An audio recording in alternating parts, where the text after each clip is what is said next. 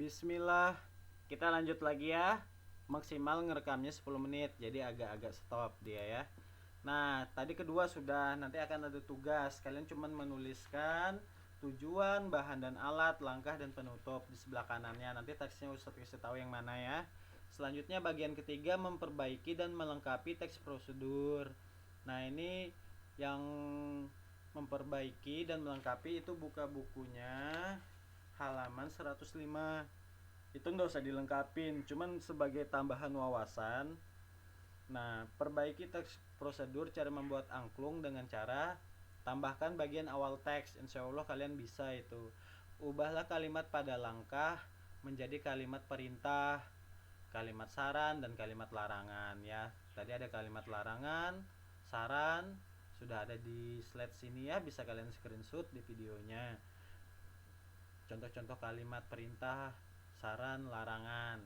Tambahkan bagian penutup teks prosedur. Nah, bagian penutup itu biasanya kita mau masukkan boleh, sebenarnya tidak juga tidak apa-apa, tapi lebih bagus pakai penutup. Penutup itu bersifat pilihan, tidak wajib.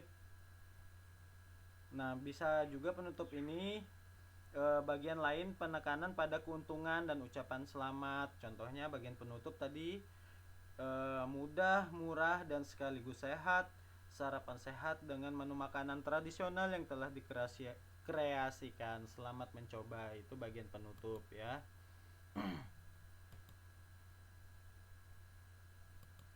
Oh iya, D-nya belum Ustadz buatkan ya.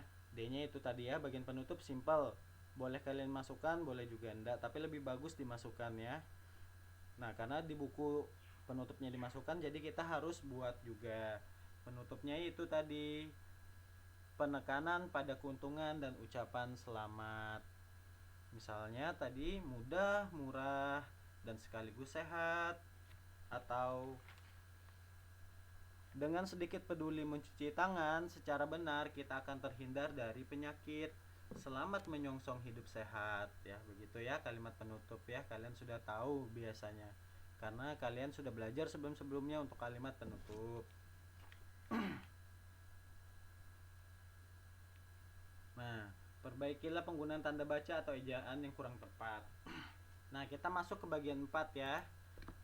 Nah, kita slideshow dulu. Menelaah penggunaan bahasa dalam teks prosedur. Itu bagian A-nya, penggunaan kalimat perintah. Nah, itu di bukunya kalian bisa lihat halaman 107. Nah, pernyataannya Anda perlu memosisikan tubuh sejajar dengan monitor. Ini masih kalimat saran ya. Nah, kalimat perintahnya posisikan tubuh sejajar dengan monitor. Kenapa ini kalimat perintah? Karena diakhiri tanda seru dan tambahan kan, partikel kan ya. Nah, ini contohnya, penjelasannya ada di bawah, sudah ada contoh juga. Kalimat perintah adalah kalimat yang mengandung makna memerintah atau meminta seseorang untuk melakukan sesuatu. Ciri-ciri kalimat perintah yaitu intonasi pada bagian tengah kalimat naik atau meninggi. Posisikan tubuh sejajar dengan monitor. Itu salah satu contohnya ya. Diakhiri dengan tanda baca seru. Nah, ini tanda seru, itu kalimat perintah. Biasanya kalau ditemukan bacaan akhiran tanda seru, itu berarti kalimat perintah ya. Kalimat perintah menggunakan pola inversi. Nah, pola inversi ini maksudnya kalimat predikat ditaruh di depan. Misalnya ikan makan ya. Subjeknya ikan, predikatnya makan. Predikatnya diganti ke depan. Jadi makanlah ikan. Begitu ya. Itu namanya kalimat perintah menggunakan pola inversi. Biasanya, nah terakhir bagian keempat, biasanya menggunakan partikel lah ataupun kan. Nah, ini penggunaan kalimat perintah ya. Dalam teks prosedur penggunaan bahasanya ya. Selanjutnya bagian B, penggunaan bentuk pasif untuk proses kegiatan di dalam teks prosedur itu. Penggunaan bentuk pasif dalam teks prosedur biasanya digunakan untuk memberi saran tambahan. Ini ada contoh aktif, ada proses pasif. Aktif adalah Anda sebaiknya menekan tombol keyboard dengan lembut. Proses pasif, tombol keyboard sebaiknya ditekan dengan lembut. Nah, lebih bagus yang aktif kan kata-katanya. Anda sebaiknya menekan tombol keyboard dengan lembut. Saran tambahannya lebih bagus. Kalau proses pasif, tombol keyboard sebaiknya ditekan dengan lembut. Oke, kita lanjut. Menelaah penggunaan bahasa dalam teks prosedur bagian ke C. Penggunaan kriteria atau batasan. Nah, tanpa batasan tuh angkat kaki kanan atau angkat tangan kiri. Apalagi mungkin angkat angkat baju itu. Ini tanpa batasan karena tidak ada batasannya ya. Mau diangkat kemana terserah kan, masih tidak jelas. Nah, kalau dengan batasan sudah ada penjelasannya. Angkat kaki kanan setinggi lutut.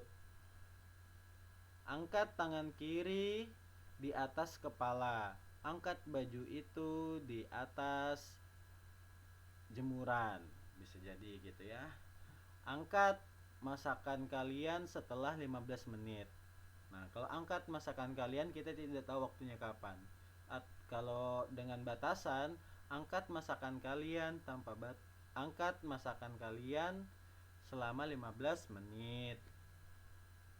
Selanjut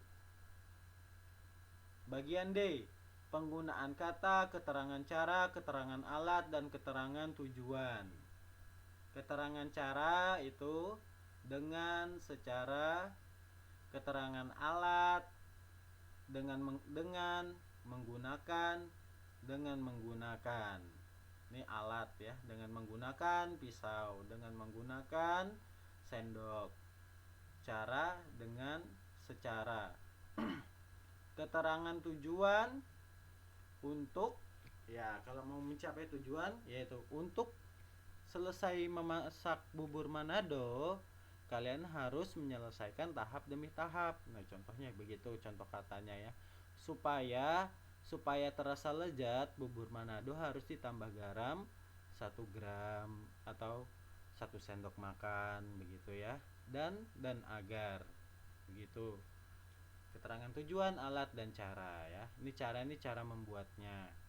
Alat itu biasanya dengan benda. Tujuan itu yang ingin kita capai. Menggunakan kalimat saran atau larangan, kata hubung.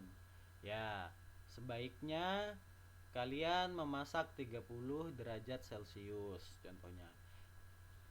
Hindari kelamaan memasak.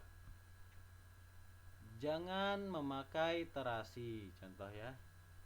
Jika tidak, kalian buat kalimatnya sendiri kecuali jika.